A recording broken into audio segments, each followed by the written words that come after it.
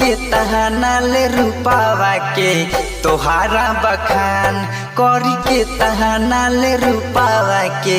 तोहारा बखान कवना माटी से बनौले बाटे तोहे भगवान कवना माटी से बनौले बाटे तोहे भगवान रचना कइले विधाता देके तोह पे ध्यान रचना कइले विधाता देके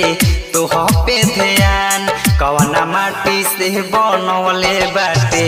तोहे भगवान कवना माटी से बनौले बाटे तोहे भगवान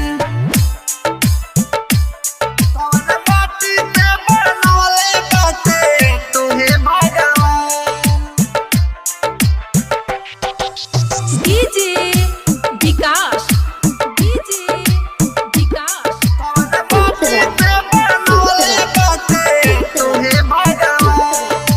कोयल के जैसे मीठा लागे तोहरो आवाज खिलल गुलाब के जैसन लागे तोहर अंदाज कोयल के जैसे मीठा लागे तोहरो आवाज खिलल गुलाब के जैसन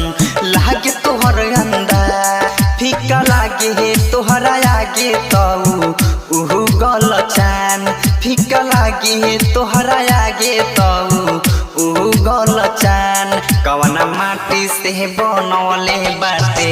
तोहे भगवान कवना माटी से बनौले बाटे तोहे भगवान कवना माटी से बनौले बाटे तोहे भगवान mix by Star Digital recording studio Basant Bazar DJ विकास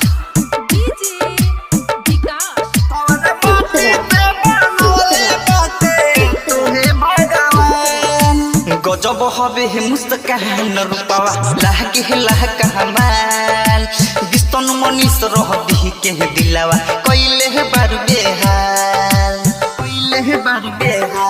हो गजब हबे मुस्कान रूपावा लागे लाका हमाल ओम पर कसरा